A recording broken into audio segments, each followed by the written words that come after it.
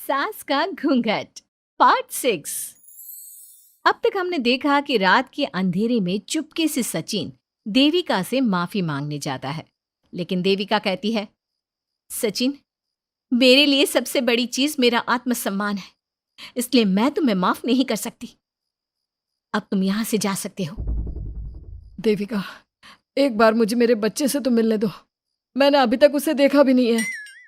कौन सा बच्चा सचिन? वही बच्चा जिसे तुमने और तुम्हारे बाप ने अपने घर के अंदर तक नहीं घुसने दिया।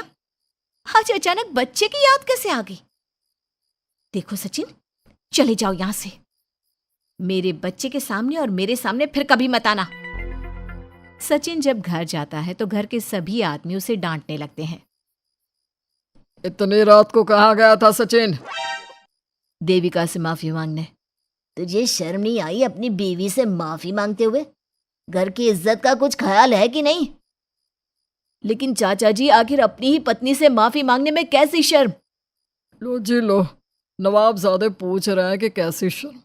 अरे मुझे अभी तक यह समझ में नहीं आता कि देविका तेरी पत्नी है या तू देविका की पत्नी है।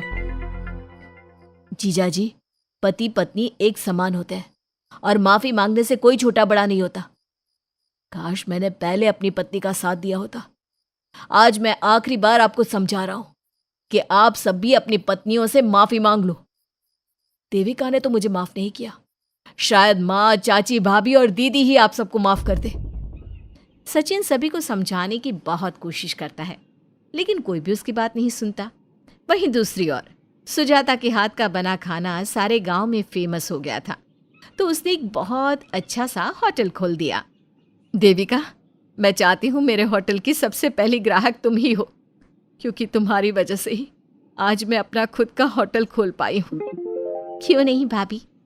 लेकिन भाभी, आपको अब अपने होटल में ना सिर्फ इंडियन खाना बनाना है, बल्कि इटालियन, चाइनीज और फ्रेंच खाना भी बनाना होगा। सुजाता सभी औरतों को अपने होटल का खाना खिलाती है। खाना खाने के बाद कम्मो कहती है, अरे बहू, इतना अच्छा खाना तो मैं भी नहीं बना सकती। तू तो वो हो गई, क्या कहते हैं उसे? मास्टर शेफ चाची जी। हाँ, मास्टर शेफ। बहू, अब तेरा होटल चलेगा नहीं बल्कि दौड़ेगा। हाँ बहू, तूने सच में खाना बहुत स्वादिष्ट बनाया है। अब वीना बेटी, तुझे क्या करना है? अपना बुटीक कब खोलेगी? माँ, कल ही कर देती हूँ। दुकान और सिलाई मशीनों का सारा काम हो गया है और वर्कर भी आ जाएंगे। तो ठीक है, फिर अच्छे काम के लिए देर नहीं करनी चाहिए। देविका, मैं चाहती हूँ कि मेरी दुकान का इनॉग्रेशन तुम करो। आखिर तुम्हारी वजह से तो मेरा बुटीक खुल रहा है। अगले दिन वीना भी अपना बुटीक खोल लेती है। उसका बुटीक भी चलने लगता है। माँ, आजकल ना कस्टमर ज़्यादा हो गए हैं। बुटीक में जो वर्कर है वो वर्कर कम पड़ रहे हैं। मुझे और वर्कर की ज़रूरत है। बेटी, गांव में तो तुझे कोई मिलने से रहा। अच्छे वर्कर तो शहर से ही मिलेंगे। हमें भी कुछ लोगों की ज़रूरत है जो हमारे बर्तन शहर ले जाकर बेच सके। देविका बहू, अब तू ही कुछ कर। ठीक है माँ जी, मैं अपने पापा से बात करती हूँ। वो अखबार में इश्तिहार दे देंगे तो कई वर्कर आ जाएंगे। कम्मो और विमला के बनाए बर्तन भी दूर दूर तक बिकने लगे। सभी औरतें देखते ही देखते बहुत फेमस हो गई। अब देविका ने गांव में अपना स्कूल भी खोल लिया। सभी गांव की लड़कियां स्कूल जाने लगी। एक दिन देविका ने सभी से कहा, माँ जी, मैंने स्कूल तो खोल लिया है और गांव की लगभग सारी लड़कियां भी आ रही हैं, लेकिन कल से आप सब भी आएंगी, गांव की सभी औरतों के साथ। देविका बहू, कैसी बात कर रही है तू? इस उम्र में हम स्कूल जाते हुए अच्छे लगेंगे क्या? माँ जी, पढ़ने की कोई उम्र नहीं होती और आप सबको मैंने कितना कुछ तो सिखा दिया है। अगर आप सब स्कूल पढ़ने आएंगी तो इससे गांव की सभी औरतों को हिम्मत मिलेगी। लेकिन बहू, अब हमें पढ़ने की क्या जरूरत? अब तो हम बूढ़े हो गए हैं।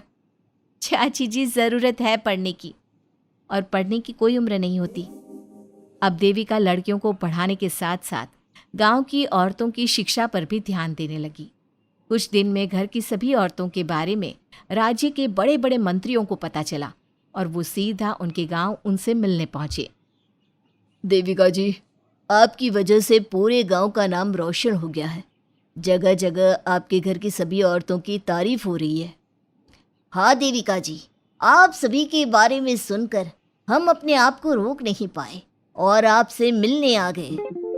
देविका जी, हम आपको और आपके घर की सभी औरतों को सम्मानित करना चाहते हैं और आपके स्कूल के लिए डोनेशन भी देना चाहते हैं। इस तरह मंत्री और गांव के सभी लोग देविका के साथ साथ उसके घर की सभी औरतों को प्रतीक चिन्ह देकर, फूलों की माला पहनाकर और शॉल देकर सम्मानित करते हैं। इसके अलावा देविका के स्कूल के लिए भी बहुत पैसा देते हैं। जिस पंचायत ने देविका के खिलाफ फैसला सुनाया था, उस पंचायत को अपने फैसले पर आज पछतावा हो रहा था। उधर घर के आदमियों की हालत और भी खराब हो रही है। बापू, चाचा जी, अब सचिन ने आपको समझाया था कि सबसे माफ़ी मांग लेते हैं, तब आपने हमारी बात नहीं सुनी। अब देखिए, सभी का राज्य में कितना नाम हो रहा है। खुद मंत्री जी उनको सम्मानित करने आए हैं। बापू, मोहन और सचिन ठीक कह रहे हैं। हमारी हालत तो दिन पे दिन खराब होती जा रही है। ना तो हम घर का कोई काम कर पा रहे हैं और ना ही बाहर का। तुम लोग ज़रूरी बात सबसे आखिर में बताते हो। ये बात तुम लोग पहले भी तो बता सकते थे। भैया, हमें सबसे माफ़ी मांगनी चाहिए और सबको यहाँ बुला कर लाना चाहिए। ठीक है, तुम सब यही चाहते हो तो चलो, आज ही घर की सभी औरतों को घर ले आते हैं। घर के सभी आदमी चल देते हैं सभी औरतों से माफ़ी मांगने के लिए। जैसे ही वो औरतों के पास पहुंचते हैं, सभी हैरान हो जाती हैं। कम्मो, ये सब यहाँ क्यों आए हैं? पता नहीं, लगता है आज फिर झगड़ा करने आए हैं हमसे। अगर आज कल्याण ने मुझे कुछ बोला तो इसे छोड़ूंगी नहीं मैं भी नहीं छोड़ूंगी मोहन जी को। ना इनका भरता बनाया तो मेरा नाम भी सुजाता नहीं। शांत रहो आप सब, देखने तो दो क्या कहते हैं। सभी आदमी अपनी अपनी पत्नियों से माफ़ी मांगते हुए कहते हैं, कम्मो, मुझे माफ़ कर दो, मैं तुम्हें घर ले जाने आया हूँ। तुम्हारे बिना घर बहुत सुना लगता है विमला, घर चलो। सुजाता, मैंने जो भी तुम्हारे साथ किया उसके लिए मैं बहुत शर्मिंदा हूँ। मुझे तुम्हारी और तुम्हारे हाथ के बने खाने की बहुत याद आती है। तुम मेरे साथ घर चलोगी ना? वीना, वो घर मेरा नहीं तुम्हारा है और मैं नहीं चाहता कि तुम मेरी वजह से अपना घर छोड़ दो। इसलिए अपने घर चलो और हम सबको माफ़ कर दो। अपने पतियों की इस तरह माफ़ी मांगने से सभी औरतें अपने पतियों को माफ़ करके उनके साथ जाने को तैयार हो जाती हैं। लेकिन देविका घर आने से मना कर देती है। सभी औरतें उसे समझाती है, देविका बहू, अब घर जाने में क्या दिक्कत है? मांग तो ली सबने माफ़ी। देख तो सचिन भी कितना शर्मिंदा है। हाँ बहू, हमारी लड़ाई तो यही थी कि ये हमसे माफ़ी मांग कर इज्जत के साथ घर ले जाए। अब घर चलने से तेरी शादी बच सकती है। चाची जी, मैं पहले भी बता चुकी हूँ, अब दोबारा से फिर कह रही हूँ, मेरे लिए शादी से बड़ा है आत्मसम्मान। आप लोगों की शादी आपकी मर्ज़ी से नहीं हुई है, लेकिन मेरी शादी मेरी मर्ज़ी से हुई है। इसलिए शायद आप लोगों को फ़र्क नहीं पड़ता कि आपके पति ने आपके साथ क्या किया, पर मुझे इस बात से बहुत फ़र्क पड़ता है कि मेरे पति ने मुझे अपने बराबर नहीं समझा और इसलिए मैं उसे माफ़ नहीं कर सकती। देविका, मैं अपने बर्ताव के लिए बहुत शर्मिंदा हूँ। तो ज़िंदगी भर शर्मिंदा रहना। और हाँ, आप सब इनके साथ जाना चाहती हैं तो जाइए, लेकिन मेरी एक बात हमेशा याद रखिएगा, शादी सिर्फ एक रस्म होती है। इस रस्म में पति और पत्नी बराबर के हिस्सेदार होते हैं, ना कोई छोटा होता है और ना कोई बड़ा। इसलिए यदि आपका पति आपको सम्मान दे तो बदले में उसे सम्मान दो, नहीं तो वो जैसा करे आप भी वैसा ही करो। देविका सचिन के साथ नहीं जाती है और अपने बेटे के साथ वहीं रहने का फैसला करती है। अब वो न सिर्फ अपने गांव बल्कि हर जगह जाकर महिला शिक्षा और उनके अधिकारों का प्रचार करती है।